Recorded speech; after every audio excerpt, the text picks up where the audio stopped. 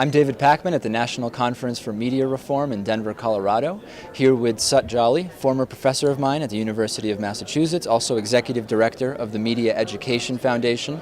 Free Speech TV is currently showing Consuming Kids, which focuses on the marketing to children. And one of the most controversial aspects, maybe the most written about statement made in the film is the likening of marketing to children as a form of pedophilia. So let's just jump right into that and see where that gets us. This is a comment that's made by Dr. Michael Brody about how marketers approach children. And actually we've had people say, especially means people who perhaps marketers themselves who've watched the film, and they said they've been with the film, they've been with the critique, they've kind of, along, but when he gets to that, that's like they're on board until that point. They're on board until that point, and it's like, well, no, that's not me. And I think that actually, that's a good reaction to get actually, because I think that gets to the key notion here.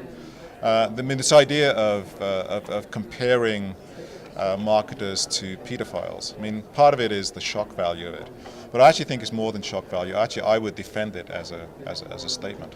So if you think about pedophiles, what do pedophiles want? They want to get something from kids. Right? They don't care about kids themselves. They don't care about what kids feel. They don't care about their needs. All they want is what kids have. And I think marketers are exactly the same. They don't care about what kids really need, what may be good for kids, what may be healthy for kids.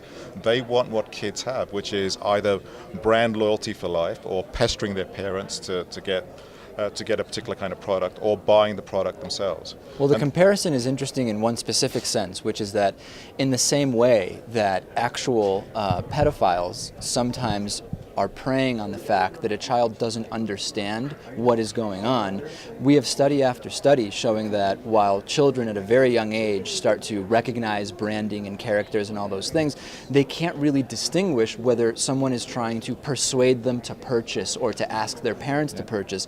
In that sense, there is actually an interesting comparison there. No, I think it's exactly that comparison, which is why when we look at marketing to adults, I don't think that you can't use the same kind of analogy. They're not abusers in the same way, because the assumption is that adults actually have some kind of defense, that adults actually can engage with what's coming to them and can make decisions based upon that. Whereas the reason we have ages of consent and the reasons we outlaw relationships between older people and really younger people is because there is really a power imbalance. And I think that power imbalance is there when it comes to sexuality, and that power imbalance is there as well when it comes to marketing. As one of the people in the film says, in terms of how an individual child is approached, I mean, there's like 200 MBAs lined up on the other side with all their research, with all their knowledge, directing everything they know to get the loyalty of this really young child. I mean, that is power imbalance of the utmost, at the utmost level. And I think in that sense, the relationship and the comparison to a sexual abuse situation is in fact absolutely the same.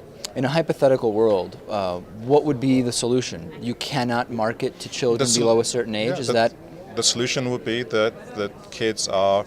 I mean, the market, when you think about consumers, the marketplace works because there's an assumption of equal power relations, right? Someone is marketed to, and then they have kind of this level playing field in which to make decisions, knowing they are being marketed to. The marketplace, in its traditional form, relies upon rational producers and rational consumers. When you can't have rational consumers because they're not at that level yet, by definition, the marketplace cannot be the mechanism through which you deal with them. And therefore, I would say the answer to this is not to have better marketing to kids. Is like a lot of countries, is say below a certain age, you cannot market to kids because it is unethical and they are unprepared and defenseless for what is going to come at them. Is there any chance that a proposal like that would have any traction given the kind of political state of American politics? I would say there is zero chance of anything like that happening, unless I mean everything is political. Right. If there's a paradigm shift. unless there's a paradigm shift, unless people get organized, unless parents get outraged in ways that they're not right now, unless parents get organized in ways that they're not right now, unless parents start to see the relationship of what's happening to their kids with what's happening to the economy, with what's happening to the planet, that these are all parts of the same thing. At that point, I think there's going to be nothing, I think, that happens to kids by themselves. It's going to be part of a broader paradigm shift, a broader coalition that's going to challenge what the market system is doing, which is right now. I mean, literally, I wish I wasn't, it seems like these extreme statements, but the market system is destroying the world. Climate change is a direct result of the market system that's out of control, and we don't have very long to deal with it. And I think in that sense, if you can't get outraged at what corporations are doing to your kids, I don't know what it's going to take. Sut Jhally, Executive Director of the Media Education Foundation. Consuming Kids is airing now on Free Speech TV.